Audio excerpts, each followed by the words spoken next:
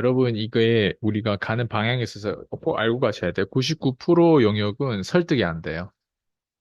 설득을 할 수가 없어요. 그래서 여러분들이 일단 우리가 여기서 듣고 뭘 듣고 있고 우리가 뭘 하고 있는지는 적어도 알아야 돼요. 프로는 자기가 뭘 하는지를 알아야 돼요. 프로는 자기가 뭘 말하는지를 알아야 돼요. 아마추어는 자기가 뭘 말하는지 몰라요. 뭘 말하는지 모르다 보니까 99% 영역을 내가 지금 상대를 설득하고 있구나라고 생각하면 빨리 인지해서 아, 설득이 안 되는 걸 내가 설득하고 있네? 이렇게 돼야 되거든요. 근데 아마추어일수록 99% 영역이 설득 가능하다고 믿어요. 여러분 99% 영역은 설득이 안 돼요. 그거는 본인이 그냥 깨닫고 본인이 안에서 그냥 뭐 하나님과 함께하는 그 안에 모든 다양한 어떤 것들을 느끼고 하는 건 그건 본인 건데 그게 설득이 안 돼요. 예. 근데 뭐가 설득이 되냐면 설득은 1% 영역 안에서는 가능해요. 왜냐면 이건 측정 가능한 영역이기 때문에 설득이 가능하단 말이에요. 이게 주제 파악이에요. 그래서 내가 프로면 뭐가 아니라는 걸 아는 게 장인이고 프로 정신이란 말이에요. 근데 내가 뭔가 모든 것이 가능할 것 같다라고 하는 건 그거는 믿음은 좋지만 설득이 안 되는 영역은 본인이 알고 있어야 된다. 네, 근데 1%를 짜내려면 99%가 필요해요. 너 왜 이거 했어? 너 이 돈을 왜 벌었어? 너 또 이렇게까지 노력한 이유가 뭐야? 했는데 그 이유를 99% 영역에서 이유를 다 갖다 댈 수 있어. 근데 그게 상대의 이유는 될 수가 없단 말이에요. 예, 그런 거예요. 근데 이 돈을 벌고 이 돈을 벌고 하는 부분에 있어서 다양한 이유는 많지만 그 돈은 어쨌든 번 거는 정확하다. 부동산 몇 개인지, 주식이 얼마 가지고 있는지, 과거에 뭐 여자를 몇 번 사귀었는지, 그리고 뭐 교육 결제는 얼마 했는지, 시간 투자는 얼마 했는지 이런 것들 다 1% 영역, 측정 가능한 영역이라고. 자, 그래서 포인트는 뭐냐면 여러분들이 지금 우리가 함께 할 때 항상 제가 명확하게 밝혀주잖아요. 예. 이거는 인지하고 있다는 거예요, 제가. 여러분도 제발 같이 함께 할 때 인지해라는 거. 아, 그럼 아이스 강은 적어도 오늘 이 토픽을 가지고 이걸 얘기하는 데 있어서 99% 영역을 설득하려고 드는 건 아니구나. 그럼 1%에 대한 어떤 측정 가능한 영역을 설득하려고 하는구나. 심지어 설득 안 하려고 하는 게 더 많구나. 착각하지 말라는 거예요. 우리가 함께 할 때. 그리고 누군가 여기서 할 때도 설득하는 것 같지만 설득 안 하고, 설득 안 하는 것 같지만 또 설득하고, 이 양면성은 꼭 여러분들이 어느 순간 그걸 깨달을 때까지는 함께 할게 될 거예요.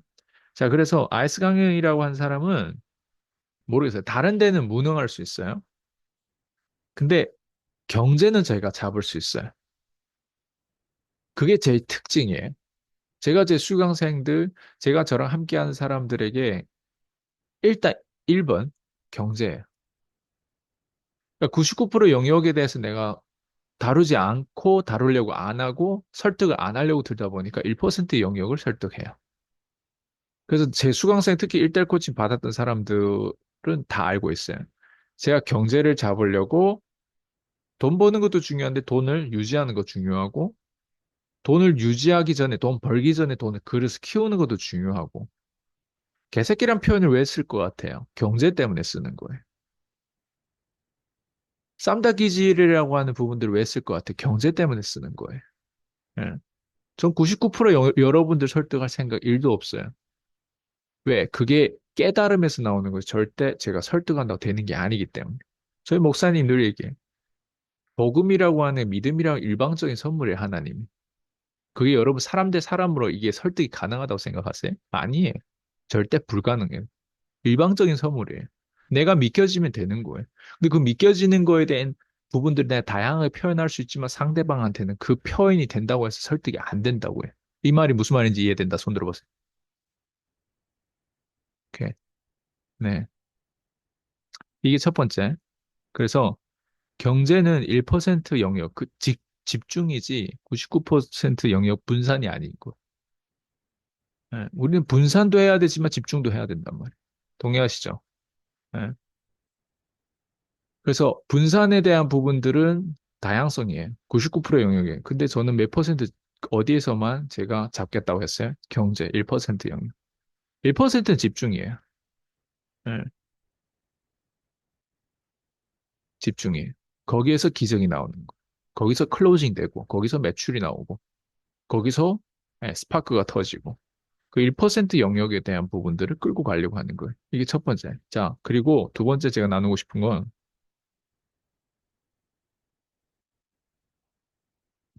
여러분들 지금 다양한 지식이 머리 안에 있을 거예요. 그거 아셔야 돼요. 그 지식이 어떤 식으로 왔든 상관없이 지식은요, 보통 다 소음에서 나와요. 그러니까 여러분 카테고리를 명심해 들으세요. 소음이 있고 정보가 있는데 대부분 사람은 소음 속에서 얻은 지식이 있는데 그 지식은 정보를 얻기 위한 보통 부채가 되거나 정보를 얻기 위한 적이 돼요. 그러니까 소음에서 얻은 지식들이 예를 들면 이런 거예요. 김창국 교수님이 뭐 저기 맞는 말 하면 잔소리라고 표현하고 무슨 어 무슨 일 얘기하면 뭐 어쨌든 뭐 그런 표현이 있더라고요. 그러면 맞는 말 하면 잔소리예요. 제가 지금 맞는 말 하면은 잔소리라고 들릴 거예요. 어떤 사람들. 맞는 말 하네. 맞는 말 하는데 저기 뭐야 저기 그 좀 뭐라고 하지? 듣기 싫게 맞는 말 하는 사람들은 잔소리라고 하더라고. 예. 그러면 제가 어떻게 보면 그거를 어느 소음으로 내가 얻은 그 지식을 애매하게 얻은 지식, 깊이도 없는 지식, 그거를 내가 어디 가서 주워 들은 유튜브에서 어디 주워 들은 걸 가지고 갖다 비교해요. 머릿속에서. 아이스강도 좀 듣기 싫은 맞는 말 하네. 이렇게 비교하게 돼. 그래서 결국에는 내가 진짜 정보 주려고 해도 앞에서 다른 강사가 준 메시지 때문에 그게 저항력과 그게 부채와 그게 적으로 돼가지고 제가 주려고 한 정보가 못 들어가는 거예요. 이게 사람들이 갈등이에요. 뭐가 지식이고, 뭐가 정보고, 뭐가 소음이고, 이런 것들에 대해서 항상 헷갈려요. 예. 헷갈리면 명확성이 없으면 경제는 일어날 수가 없어요. 경제는 무조건 명확성이란 말이에요. 자, 그래서 소음은 뭐라고 했어요? 지식이에요. 예, 여러분이 지금 얻는 지식이 대부분 소음이에요. 소음에서 온 거예요. 그 소음 때문에 여러분 얻었던 그 지식이 결국에는 정보를 얻기 위한, 어때요? 도움이 되는 게 아니라 부채가 되고 적이 되는 거예요. 진짜 정보를 얻기 위한. 그래서 정보는 뭐냐면, 정보라고 하는 건 깨달음이거든요. 근데 정보는 어디서 오냐면 지식에서 오는 게 아니라 정보는 어디서 오는지 알아요? 예.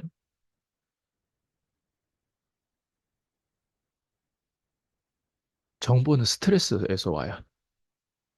정보는 압력에서 와요. 정보는 불편함에서 와요. 똑같은 지금 피파를 하는데 누군가 여기 혹시 무료로 들어왔다고 가정해 볼게요. 그리고 아무것도 공유 안 하고 아무런 스트레스 없어요. 이 사람한테는 똑같은 피파도 소음이에요.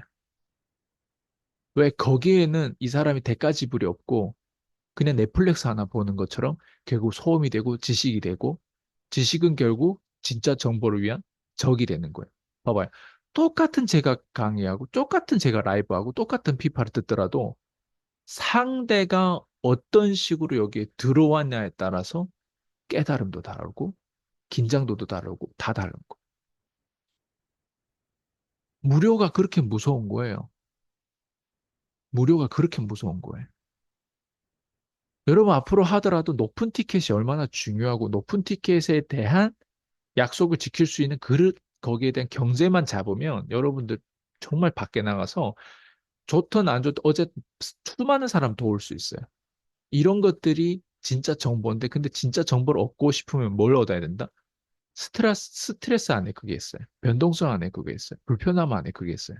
예. 자, 그래서 여러분들 봐봐요. 정보를 제가 얻어서 이걸 받기 때문에 저는 정보를 깨달음이라고 표현하잖아요. 깨달음이 있기 때문에 저는 피파는 깨달음의 나눔이에요. 예. 근데 깨달음의 나눔에 있어서 누군가는 이거를 갈증 나는 상황에서 딱 듣고 있는 사람도 있어요. 즉, 스트레스 속에서 이걸 딱 듣고 있고, 급성 스트레스든 뭐 어떤 스트레스든 스트레스 압력과 어떤 불편함. 예. 심지어 돈도 없는데 피파에 막 1대1이라든가 막 피파 평생 회용 막 투자해가지고 막 어쨌든 지금 드는데 뭐 하나 주어가지 막 너무 많이 막 갈증 나는 거예요. 그러면 이게 진짜 그 사람 스트레스 안에서 이걸 얻기 때문에 정보가 될 가능성이 높아요. 근데 그러지 못한 사람들 대부분 뭐가 된다? 지식이 돼요. 저는 깨달음을 나누는 거지 지식을 나눌 생각이 없는 거예요. 네. 자, 그래서 특징이 저희 피파의 특징이 살아있는 느낌이에요. 살아있어요. 네. 그리고 저랑 가까이 할수록 그 사람이 첫 번째 체험이 뭐냐면 자기가 살아있는 것 같다라고 한 체험을 제일 먼저 해요. 뭔지 모르게 자기가 살아있는 체험을 한대. 네. 살아있는 것 같대. 네. 자, 그리고 변할 수 있는 게 이게 포인트예요. 뭐가 변한다? 우리 명확성이 뭐가 변하지? 경제가 변하기 위한 그 변화는 무조건 느껴져야 돼. 네. 그리고 생명력이 있어요. 예, 깨달음이라고 하는 건 여러분 그냥 일반 지식을 갖다 나누면 여러분들이 알아요. 그건 저도 알지만 여러분도 알아요. 제가 일반 지식을 갖다 나누면. 근데 깨달음을 나누면 말이 어눌해도 여러분이 알아요. 저 사람이 진짜를 나누는구나. 저 사람 뭔가 깨달은 거 나누는구나. 근데 저게 표현이 아쉬워서 그렇지 그 아쉬움 여러분도 똑같이 공감하면서 여러분이 알아요. 동의하시면 손 들어보세요. 예. 제가 어디 가서 지식을 주어가지고 나눌까요? 절대 그렇게 됐을 때는 제가 여기까지 올 수가 없어요. 그래서 포인트는 제가 어떤 사람하고 함께하고 어떤 사람의 계열이고 이런 부분들을 오늘 쭉 다 들어보면 여러분들이 아마 이래서 피파구나, 이래서 PCM이구나, 이래서 365일 24시간 집중해야 되는 부분들이 뭘 의미하는지 깨닫게 될 거예요. 일단 다시 얘기하지만 구원은 설득이 아니에요. 구원은 설득이 아닌 깨달음이에요. 동의하시죠? 네. 저희 목사님 이런 얘기를 했어요. 교회는 구원받으러 오는 게 아니라 이미 구원받은 사람이 치유받으러 오는 곳이래요. 사람들이 교회를 가면 구원받을 거라고 생각해요. 사람들이 피파에 들어오면 그냥 돈 벌 거라고 생각해요. 아니, 깨달음이 있는 사람이 저 사람이 그냥 진짜라고 생각하는 그게 뭔지 표현은 안 되지만 거기에서 우리가 같은 느낌, 같은 계열, 같은 뭔가 있기 때문에 찾아와서 그게 되어진 거지. 여기 뭔가 들어오면 돈이 벌려질 거다. 이런 개념이 아니에요. 여기 들어와가지고 깨닫지 못한 사람 얼마나 많은데. 들어온다고 다 깨달으면 저도 좋겠어요. 진짜 제가 그러면 완전 전능하시죠. 그냥 여기는 완전 진짜 들어오기만 하면 다 된다. 이런 게 아니에요. 네. 그 사람이 먼저 밖에서 깨달음에서 정보를 이미 가지고 있는 상태에서 제 정보하고 통합이 되고 연결돼 가지고 들어와 가지고 그게 탁 스파크가 터져 가지고 그 사람 경제가 성장이 되는 부분들인 거예요. 근데 경제가 성장이 돼도 처음에는 그럴싸하게 성장이 돼도 그 사람이 실제로 가지고 있는 게 저희 계열, 저희 어떤 느낌이 아니면 언젠가 마탱이 가고 언젠가 다시 자기의 본 모습이 그대로 드러내요. 예를 들면 본 모습이 저팔계인데 겉으로는 되게 예쁜 사람으로 만들 수 있어. 근데 어느 순간 본 모습이 저팔계로 드러나는 것처럼 드러나는 거예요. 그게 여러분 애니메이션으로 철학적으로 잘 표현한 것들이거든요. 그런 것들. 그래서 종교를 다루는 건, 즉 종교를 가지고 교육하는 건 시간 낭비예요. 저는 그 99% 영역을 여러분들 설득하고 교육하고 할 생각 마음이 없고 설득할 마음도 없어요. 왜? 그게 안 되니까. 예. 그게 안 되니까. 인품도 똑같아요. 인품을 내가 교육할 수가 없어요. 다룰 수가 없어요. 리더십도 그래요. 다룰 수가 없고 교육할 수가 없어요. 그걸 다루고 교육한다는 그 자체가 내가 주제 파악 못 한다는 거. 난 그런 사람 되게 많이 봤거든요. 네. 그리고 그걸 또 보통 다루는 사람이 그럴 거라고 생각하는데 실제로 본 모습 드러나면 또 저팔계, 돼지야. 그래서 근데 우리가 이런 거를 왜 다루냐? 봐봐요. 종교의 속성. 즉 오늘도 1% 영역 스토리텔링. 스토리텔링 하려면 문장을 만들어야 되고 맥락이 맞아야 되고 하는데 그 중에 뭐가 들어있어요? 키워드. 그래서 키워드에 대해서 깊이 이해하다 보면 보다 설득력이 있어져요. 여러분들 키워드를 뭔가 쓰고는 있지만 겸손하면 겸손이란 키워드 요즘 다 써요. 근데 겸손의 키워드에 대해서 깊이 이해하는 사람이 대한민국에 얼마나 있을까? 깨달음이 있고 정보 속에서 그걸 다양하게 그런 시나리오에서 들어가서 싸워보고 뭔가 이런 정보 이런 것들을 뭔가 집에서 맨날 앉아 있는 사람 겸손을 교과서로만 배운 사람과 밖에서 사업하면서 다양하게 겸손에 대한 이 의미를 내가 배운 사람이 어떻게 같겠어요? 똑같은 겸손이라고 하는 키워드를 쓰는데 그래서 사람이 오해라는 게 생기고 갈등이라는 게 생기는 거예요. 왜? 분명 똑같은 문장을 얘기하는데 얘는 이렇게 이해하고 나는 이렇게 이해했어. 서로 수준이 다르고 기술 격차가 다른 거예요. 그래서 갈등하고 오해하는 게 당연히. 그래서 소통 기술만 높으면 높은 위에 있는 사람이 소통 기술만 높다는 게 증명만 되면 이렇게 끌어올릴 수 있는 거예요. 그 깊이 키워드 하나를 깊이 이해시키면 되거든요. 그럼 배울 점이 있단 말이에요. 배울 점 있으면 항상 수직 관계로 그게 관계가 제일 건전하고 제일 좋은 관계예요. 부부 사이에서도 그렇고 누구도 다 그래요. 수평 관계는 서로 노력을 안 하는 거예요.